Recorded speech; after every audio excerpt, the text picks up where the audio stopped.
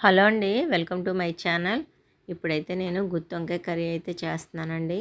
నేనైతే గుత్తొంకాయలు 4 బద్దలుగా కట్ చేసుకుని ఉప్పు వాటర్లో వేసుకోవాలి. తర్వాత పొయ్యి మీద పాన్ పెట్టుకొని అది వేడెక్కిన తర్వాత సరిపడా ఆయిల్ పోసుకొని ఆ గుత్తి వంకాయలు ఫస్ట్ కొంచెం ఉప్పు కొంచెం పసుపు వేసి దోరగా వేపుకొని పక్కన పెట్టుకోవాలి. తర్వాత ఆవాలు, జీలకర్ర, మెంతులు అలాగే పలవ ఆకు వేసి కొంచెం వేగిన తర్వాత పచ్చిమిరకాయలు వేసుకోవాలి. తర్వాత టమాటా, ఉల్లిపాయ పేస్ట్ వేసుకొని కొంచెం కలుపుకోవాలి. కలుపుకున్న తర్వాత దీనికోసం మసాలా అనేది ప్రిపేర్ చేసుకోవాలండి.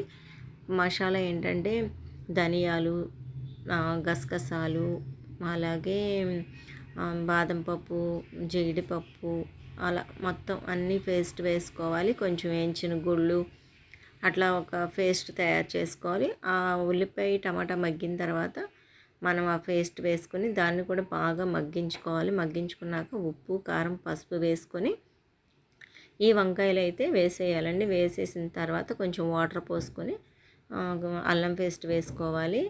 అలాగే కరివేపాకు కూడా వేసాను. అల్లం పేస్ట్ ఏంటంటే ఫస్ట్ వేయాల్సింది మర్చిపోయాను.